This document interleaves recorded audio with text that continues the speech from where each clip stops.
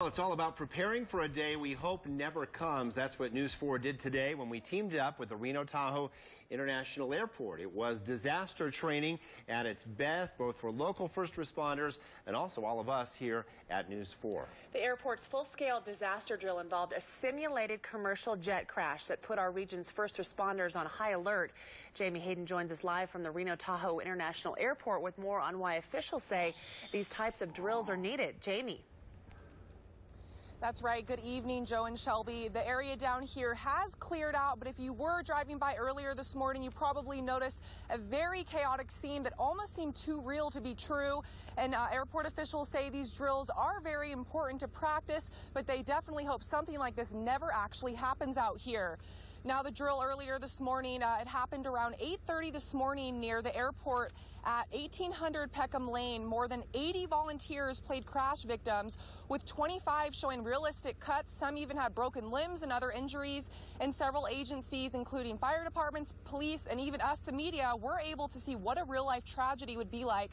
Now, the Reno-Tahoe International Airport says the full-scale disaster drill is for local agencies to see what they need to work on. You know what? Every time you do a drill, you learn, and that's what it's all about. There's no perfection, and media changes. Like, for instance, in this drill, we're really implementing social media. We're trying to create a social media plan and platform that'll make us even better in how we communicate with the public in a crisis. So we learn from every drill that we do, and we make it better each time. That's our job as aviation professionals.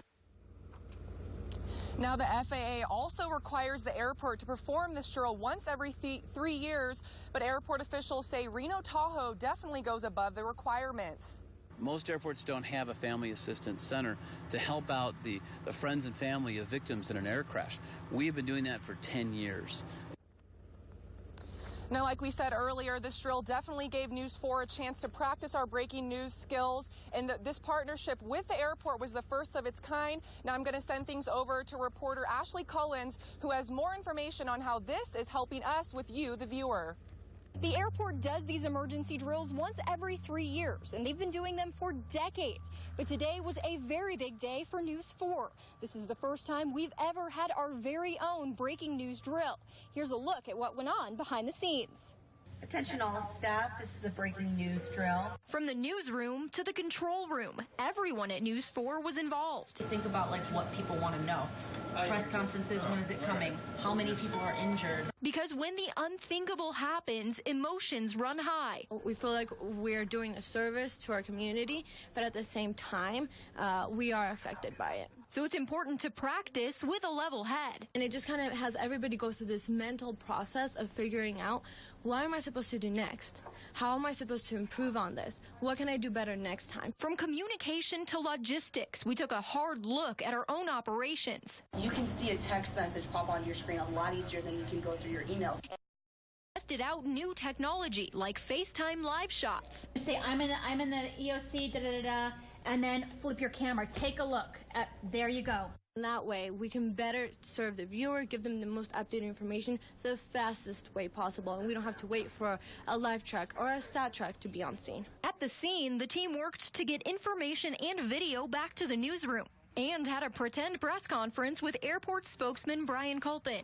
He ended it with a very real message. We really bring the entire community in, because when an aircraft impacts the airport, it would really have an impact on the entire community. So that's the message we're sending today. Today is about practicing for the day we hope never comes.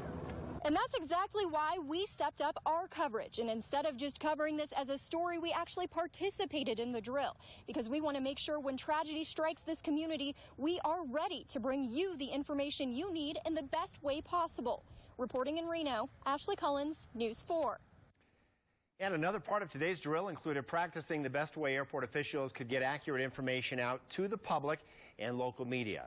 Marketing coordinators used social media as their primary source at the Airport Emergency Operations Center. Twitter was used throughout the drill for updates, and officials say social media is the best way to get information out if an actual disaster happens. And they also say the drill showed them what they need to change in the future. We've just found that technologically wise, there are some things we need to update with our website and with the feeds that we're using to be able to be more capable to handle what we're doing. But what was successful is this concept that we would feed our information through one information source. Airport spokespeople also said they are trying to find ways to get information out faster the next time. Monday's trial for the man accused